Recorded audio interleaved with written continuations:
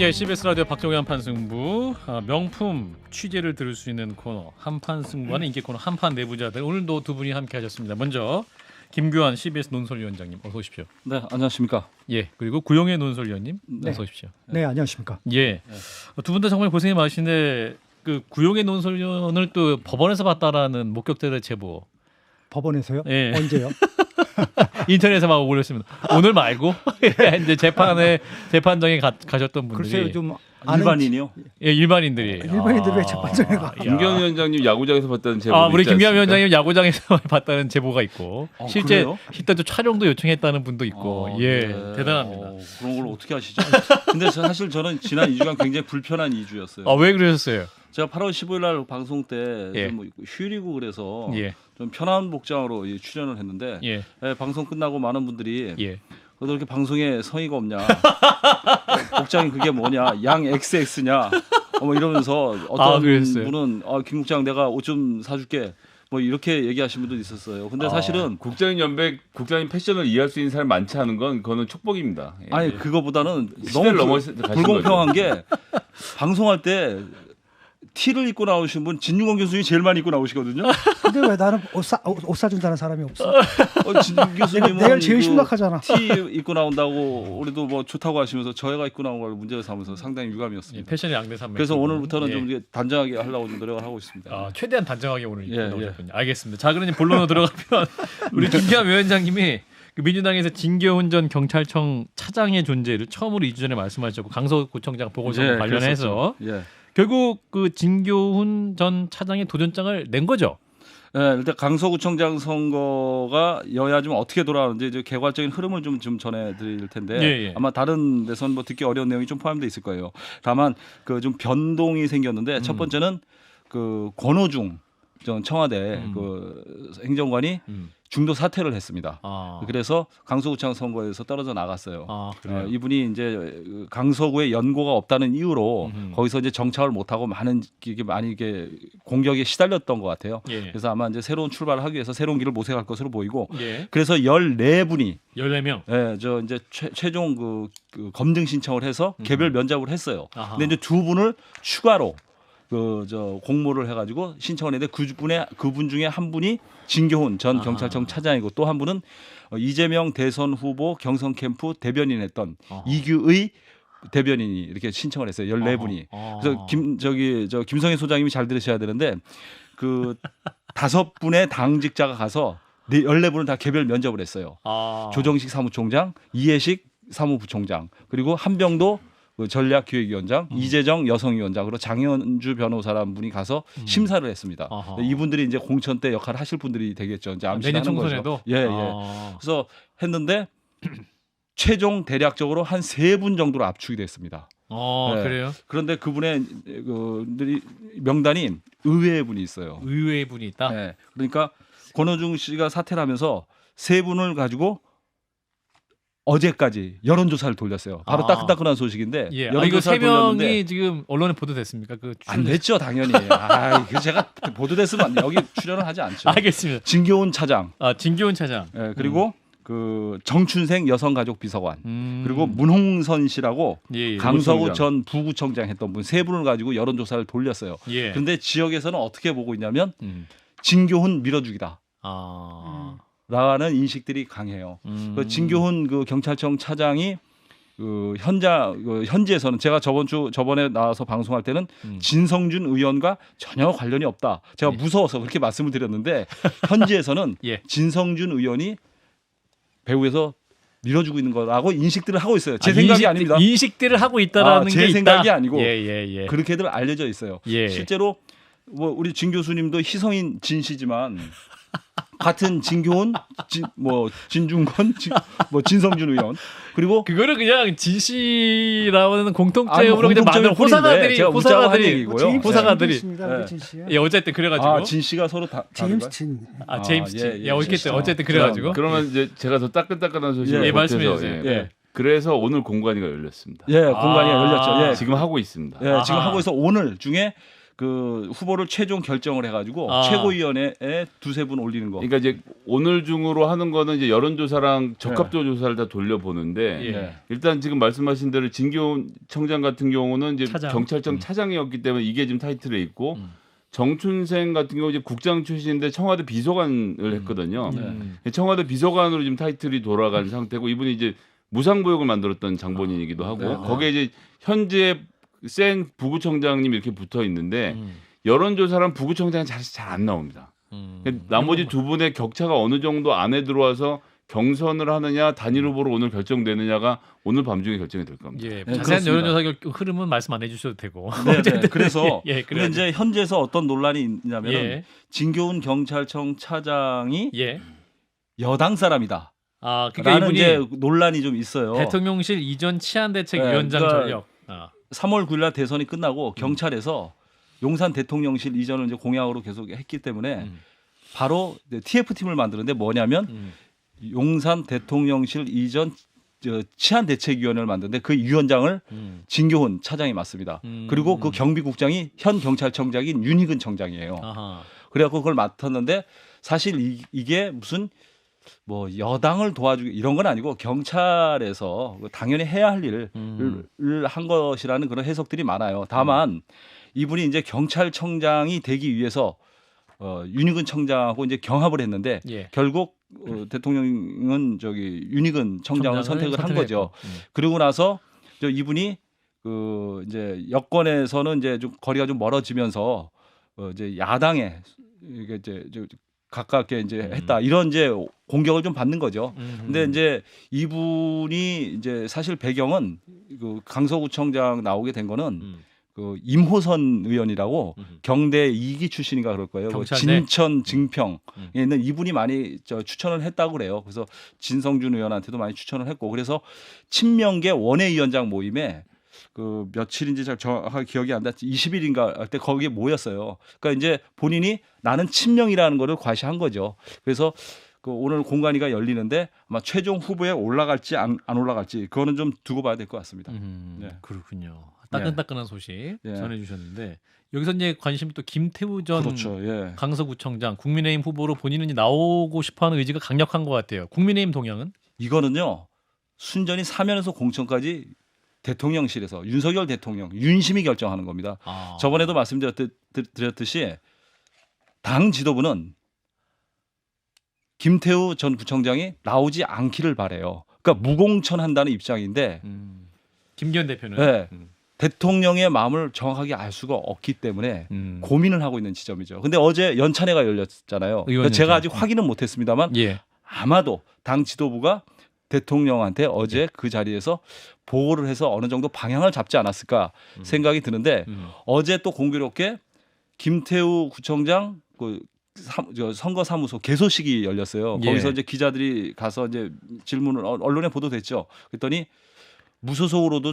나가는 거냐? 그랬더니 무소속으로 나가지 않는다 얘기했거든요. 이게 어떤 분위기냐면 자기는 당의 명령을 따른다 이런 것이 아니라 나를 공천하라는 지도부에 대한 압박이에요. 사실상 나는 대통령과 가까운 사람이다라는 거를 당 지도부가 결정하는 것이 아니라 대통령이 결정한다는 그런 메시지를 던진 거라는 해석이 많아요.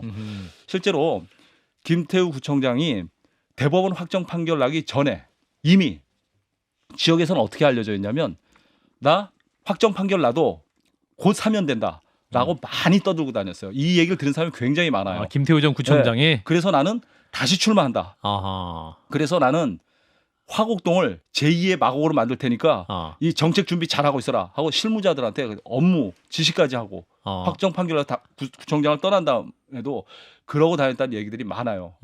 그래서 아마도 그 김태우 구청장의 그 공천은 끝까지 좀 봐야 되는 그런 측면이 있습니다. 분명한 것은 당 지도부는 원치 않는다는 거죠. 왜 그러냐면 이 판세가 유리하지 않은 상황에서 지게 되면 당 지도부의 책임론이 불거질 수가 있고 무엇보다 대통령이 등장을 했기 때문에 큰 부담이 되죠. 그래서 김기현 당대표 지도부는 의도는 뭐냐면 강서구청장 선거를 김을 빼자. 그러니까 지금 뭐 내년 총선을 앞두고 수도권 민심의 바로미터다 이런 얘기가 있는데 이런 선거가 안 되게 아예 공천을 하지 않고 그냥 민주당 혼자 뛰는 선거로 만들어서 이기든 지든 음. 당 지도와는 관련이 없고 음. 관심도 일반인의 관심도 약하게 만드는 예. 그걸 원하고 있는데 이 결과는 어떻게 될지 좀 며칠 더 지켜봐야 될 것 같습니다. 그렇군요. 근데 이 문제 이제 대통령이 어쨌건 김태우 씨를 명예회복까지 시켜줘야 된다는 강한 의지가 작용되고 있는 거라서 네, 이번 구청장에 나갔으면 하는 바람을 가진 사람들 어제 개소식 가서 박수를 친 거고요. 네, 근데 본인은 이번 선거뿐만 아니라 다음번 총선에서 조국과 각을 세워서 일대전을 벌일 네, 네, 네. 인자라고 본인이 지금 마케팅하고 있는 상태고 대통령도 그런 점에서 꼭 이번 구청장 아니라도 된다라고 대통령실도 좀 약간 이번이든 아니면 다음번 총선이든 본인들 입장에서 꽃놀이표로 생각하는데 이제 여의도 선수들의 입장에서 이런 거죠. 김태우 씨가 이번에 출마해서 떨어지면 국민의힘 지도부가 흔들릴 테고 그리고 김기현 지도부 이하 비대위로 넘어가게 되면 오히려 국민의힘에게는 전화 위복의 계기가 되는 상황. 그래서 민주당에게 김태우 구청장 이번 출마와 낙선이 별로 유리하지 않습니다. 오히려 국민의힘에게 혁신의 계기를 주지 않을까라고 생각하는 입장들도 있습니다. 그래요. 그 김태우 구청장은 분명히 뭐 지역에서 돌아다니는데 그냥 폼만 내고 개소식만 한 게 아니라 실제로 조직이라든가 이런 걸 많이 만나고 선거운동을 열심히 하고 있다고 해요. 예. 그런 의도가 구청장 선거만 의식한 것이 아니라 내년 소장님이 총선까지. 말씀하신 대로 내년 총선에 강서갑을 염두에 두고 이사까지 했다고 저번 주에 제가 예, 말씀드렸잖아요. 말씀드렸죠. 그런데 그것도 확정적이진 않아요. 왜냐하면 강서을에 출마할 수도 있어요. 이분이 원래 강서을에 출마했는데 김성태 의원과의 의리상 관계상 출마를 하지 않았는데 요즘 김성태 의원하고도 약간 불편하다는 얘기가 있어요. 아. 그래서 사실 강서갑은 국민의힘의 입장에서는 갑을병 강서 제일 불리한 곳이에요. 호남 인구가 가장 많고 지난 그 지방선거 때 국민의힘이 900표 차로 간신히 이긴 곳입니다. 강서울은 오히려 국민의힘이 5,900표 차로 이겼고 강서병은 2,600표 차로 이겼거든요. 예. 강서갑이 오히려 더 불리해요. 그래서 그거는 좀 지켜봐야 되는데 하여간 총선에 출마할 의지가 있다는 것만은 분명합니다. 알겠습니다. 여기까지. 자, 이어서 구영희 논설위원. 오늘 취재한 따끈따끈한 내용 해병대 고 최승훈 상병 사망 사건 관련 내용인데 그러니까 그 박정원 전 해병대 수사단장이 수사 받기 위해서 이제 군 검찰에 출석했다가 20분 만에 귀가를 했습니다. 그렇죠. 이제 수사 중단된 상황부터 좀 예, 설명을 해주시면. 좀 뜨겁지만 매우 슬픈 뉴스인데 예. 이제 어제 갔잖아요. 군 예, 검찰에 예. 조사를 받으러 갔는데 사실 이제 박 대령이 진술 거부권을 행사를 했어요. 빅권. 예, 그 과정에서 이제 계속 그 군 검찰이 수사를 하려다 보니까 예. 이제 그 변호인 측이 준비된 녹취록, 진술서도 주고 녹취록을 틀었다는 거죠. 예. 그래서 그 군 검찰이 이제 제지를 하면서 이 사건 조사가 끝났다고 기사가 났더라고요. 예. 그래서 제가 도대체 무슨 녹취길래 이게 하다가 이게 중단이 되냐 굉장히 궁금했어요. 그래서 이제 아침부터 김정민 변호사하고 통화를 시도했는데 예. 오늘 엄청난 언론사가 김정민 변호사한테 연락을 해서 아마 저와 같은 생각을 했던 것 같아요. 모두 다 도대체 무슨 배경이냐. 왜냐하면 일요일 날 MBC 스트레이트에서 대통령이 이제 경로했다. 이게 문장이 나오면서 있었죠. 예. 예, 지금 사건의 배경이 이제 어느 정도 대통령이다. 윤곽을 잡고 있는 시기였기 때문에 예. 예, 그래서 제가 이제 전화를 해서 이분은 들어보니까 그럼 먼저 이제 녹취록을 틀어준 그 배경이 뭐냐, 왜 틀어줬냐, 제가 이렇게 얘기했어요. 아까 말씀드린 대로 박 대령은 이제 출석했지만 진술 거부권을 행사를 했는데 자꾸 이제 진행을 하려고 하는 거예요. 그러니까 김정민 변호사가 검사님 지금 배우가 누군지 알고나 지금 조사를 계속 하시려는 거냐. 군 검찰한테. 예, 군 예. 검사한테. 예, 검사한테. 이렇게 얘기하니까 검사가 모르겠다 이렇게 얘기했다는 거예요. 그래서 변호인이 그러면 알고나 해라 하면서 이제 녹음을 틀었다는 거죠. 그러니까 김정미 변호사와 박정훈 대령과의 그렇죠. 대화 왜냐하면 내용이죠. 이제 앞으로 송사가 있으니까 이 부분에 대해서 변호사와 정리를 했으니까. 두 분이 이제 많은 얘기를 했을 거 아닙니까? 예. 그 부분들을 정리한 내용이죠. 그래서 이렇게 녹음을 틀으니까 군 검사가 녹음을 당장 녹취를 끊어라, 아니 꺼라 이렇게 이제 난리를 쳤죠. 치면서 예, 이렇게 수사가 이제 중단돼서 나왔다는 것이죠. 몇 초 안 나갔다 그 녹취가. 그렇죠. 왜냐하면 그 내용에 이제 군 검사가 듣기에 굉장히 껄끄러운 내용이 들어 있죠. 제가 취재를 해보니까. 어떤 그러니까 내용이었어요? 이제 대략적으로. 예, 이렇게 한 거죠. 그 제가 이제 김정민 변호사하고 이렇게 대화하면서. 물어보면서 예. 한 것은 이제 두 가지 핵심 주제로 두 귀결이 가지. 돼요. 첫 하나는 번째. 예, 대통령이 진짜 경로를 했느냐 음흠. 이것이 사실인가 여부인데 예. 이 부분에 대해서 이제 사실이더라고요. 그러니까 7월 31일 날, 음흠. 그러니까 7월 30일이 국방부 장관한테 보고해서 결재받은 날이고 음흠. 31일 날은 이제 월요일이니까 오후 2시에 브리핑이 예정돼 있는데 예. 오전에 이제 국방부 장관이 이첩 보류 지시를 하죠. 예. 대통령으로부터 이제 지시를 받아서 한 거죠. 그래가지고 오후 2시에 이제 브리핑이 취소가 되고 그 다음에 오후 한 3시 넘어서 국방부에서 유지의 은인가요? 그 국방부 법무관리관. 법무관리관이 이제 전화가 옵니다. 그래서 혐의 사실을 빼라, 뭐 사실관계 그대로만 이첩을 해라. 이제 예. 이렇게 그 실랑이를 벌이는 거죠. 예. 그러고 나서 이제 사령관이 해병대 사령관이 박 대령을 이제 부릅니다. 부르죠. 박 대령도 궁금하잖아요. 어. 도대체 이게 무슨 일이 있는지. 그래서 이제 올라갔어요. 올라가가지고 도대체 국방부에서 왜 그러는 겁니까?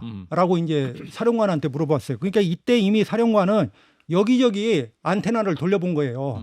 도대체 무슨 일인가 해가지고 사령관이 안테나를 돌려보고 하는 얘기가 이제 안보실의 국방비서관과 통화를 했다는 거예요. 이 사령관이 해병대 사령관이 예, 그래서 이 사령관이 그러니까 해병대 사령관이 저 국방비서관한테 도대체 무슨 일이냐, 어떻게 된 일이냐 하니까 국방비서관이 대통령이 경로하셨다.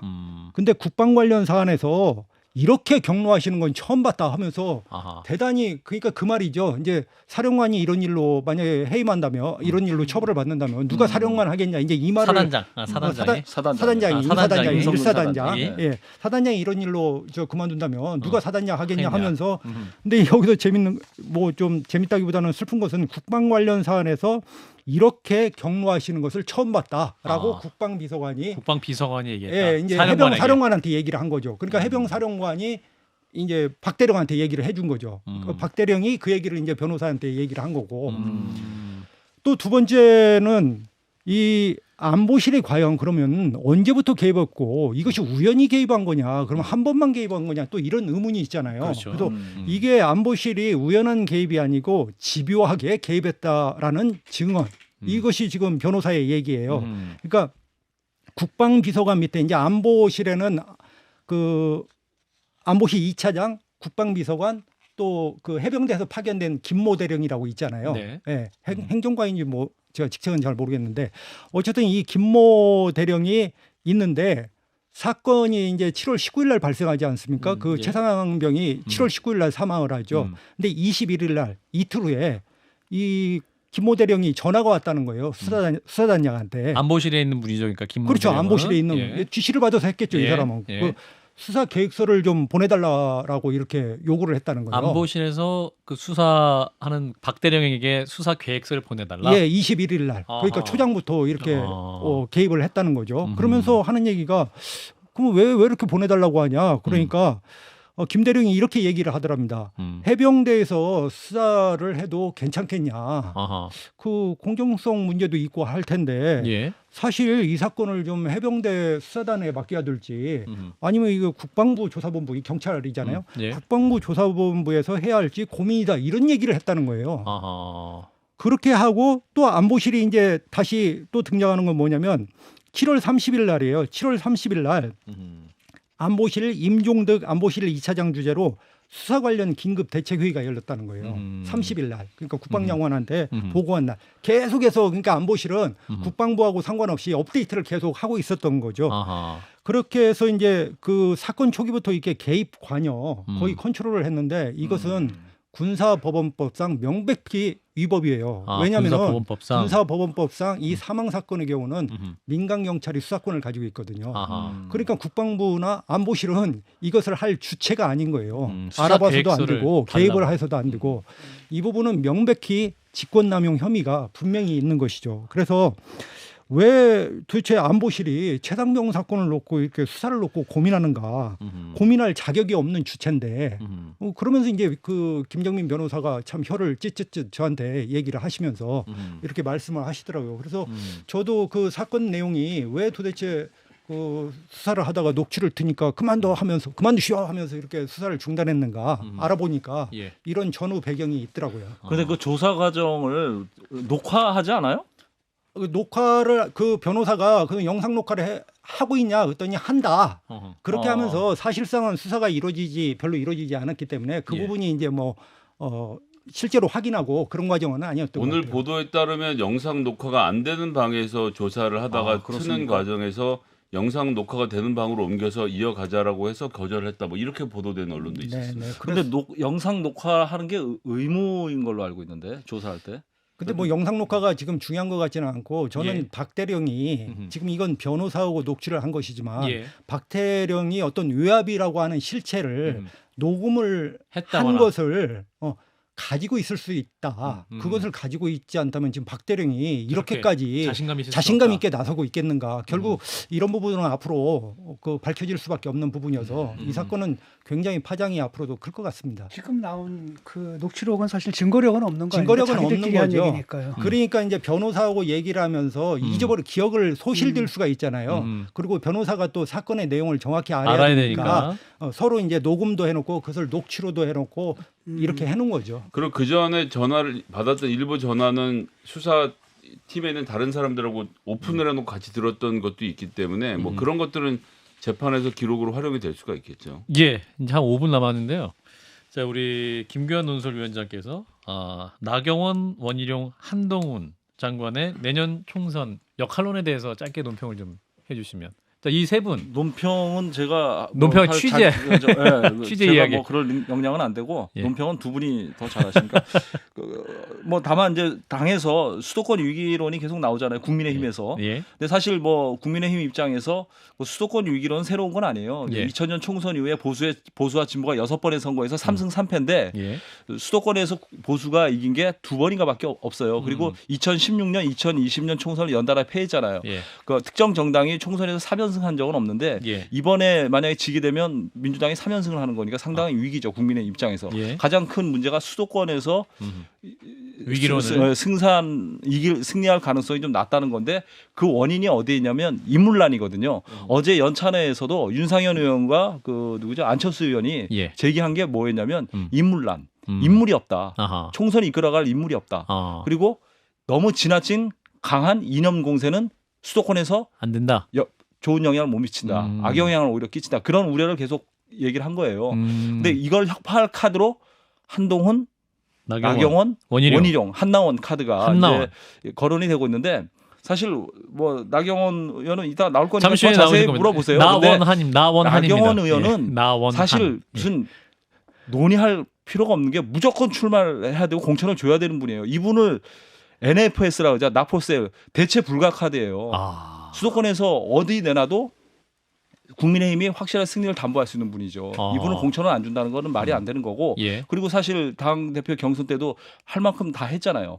다만 이제 마지막 변수는 대통령실에서 어떻게 생각하느냐 이것만 남았지 당 지도부에서는 당연히 총선 출마해야 된다 이런 생각을 가지고 있어요. 이분이 뭐 동작을 떠날 생각을 일도 안 하고 있고 그래서 이따 나오시면 모시면 더 자세히 할 테니까 이 정도만 하겠습니다. 그리고 그 원희룡 장관은 당에서 뭐 저번에 소장님도 얘기했지만 일산 뭐 출마 요청설이 있어요. 일산이 사실은 그 5개 지역구 있죠. 4개예요? 4개 지역구가 있는데 그 김현아 의원인가가 거기서 병이고요. 3개월 이번에 징계를 받았고요. 뭐 징계를 받아서 그 이후로 이제 지역 민심이 더 안 좋아졌어요. 예. 국민의힘에. 일기 신도시 재개발 예정 그래서 하나입니다. 원희룡 장관이 이제 그 일산 주민들이 교통난 이런 거에 대한 관심이 굉장히 많거든요. 이제 원희룡 장관이 양평 고속도로 뭐 논란도 있고 그래서 출마를 요청하는데 본인은 제가 알기로는 별로 관심이 없으세요. 총선에 오히려 정말 핵심들 사이에 나오는 얘기가 이건 처음 공개하는 건데 원희룡 장관이 양평에 나갈 가능성이 좀 제기가 되고 양평에 나갈 수 있다? 예, 그래서 양평에? 거기가 김선교 의원이 그 의원직을 상실을 했어요. 그렇죠. 양평이 국민의힘이 항상 우세 지역이었어요. 와. 그래서 거기를 나가면 그러기 위해서는 그 서울 양평 고속도로 논란 이 문제를 정리가 돼야 되겠죠. 그래서 본인은 약간 여기에도 관심이 있다라는 얘기가 좀 나오고 있습니다. 처음 얘기하는 거죠. 양평 출마설도 있다. 예. 대단하네요. 자, 한동훈 장관. 한동훈 장관은 본인이 이제 어떤 생각을 하는지 본인이 제일 잘 알겠지만 당에서는 출마해 주기를 바라는데 대통령이 어떻게 생각하는지 아마 두 분이 결정할 사안인 거라고 봅니다.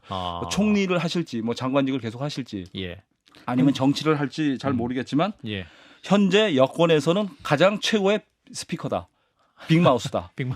그래서 정치적으로 활용하는 게 좋겠다라는 생각 때문에 아마 수도권 선거를 이끌 좋은 얼굴로 한동훈, 나경원과 원희룡 의원 세 분이 아마 카드가 되지 않을까. 근데 이런 구용현 선배. 지금 생각이 서초동 구용의 주변에서 나오는 논설위원. 얘기는 예. 이미 윤 대통령하고 한동훈 장관하고 예. 얘기가 됐다 아. 이런 얘기가 있어요. 총선에 나가지 않는 걸로. 앉는 걸로. 예. 근데 이제 국민의힘 계속해서 이제 한동훈이라는 사람이 한동훈 법무장관이 예. 여당 입장에서는 뭐 매력이 있으니까 아하. 계속해서 정치를 할 거다. 근데 저는 뭐 정치권은 잘 모르겠고 서초동에 그 과거 친분이 있거나 또는 이렇게 아는 분들을 하면 법조인들 거의 10명 중 7명은 한동훈 장관은 못 나갈 거다. 아. 이렇게 얘기를 해요. 그래요. 예, 왜냐하면 성정도 저번에 캐릭터도 있고 그다음에 한동훈 장관이 예를 들어서 강남으로 나가요. 그럼 강남으로 나와서 이기면 뭐 하냐는 거예요. 지금 법무장관을 하더라도 그렇게 생각하시면 안 되죠. 아니, 한동훈 장관은 그러니까 무조건 당선되는 지역에 나가야죠. 아니 이건 의견이니까 국민의 지금 제가 뭐 논쟁을 하려고 하는 게 아니고 예, 그런 얘기가 있더라 이거예요. 그래서 강남으로 해서 당선이 20초? 된들 예. 그게 무슨 의미가 있겠냐. 차라리 이제 법무장관을 계속하든지 예. 총리를 내각에서 있을 때 보수한테 그렇게 최고의 카드죠. 하는 것이 있고 예. 하나 또 있다면 하나 또 있다면. 국회의원 나섰다가 바로 또 법무장관 하는 경우도 있을 수 있겠다. 아. 뭐 이런 얘기도 하고 그래요. 지금 뭐 별의별 일이 다 일어나니까 사실은 우리가 한계를 지으면 안 되죠. 알겠습니다. 자, 한판 내부자도 오늘 꽉 찬 시간이었습니다. 자, 김규환 논설위원장, 구용의 논설위원 두 분 고맙습니다. 네, 네. 고맙습니다. 좋아요. 구독. 알림 설정.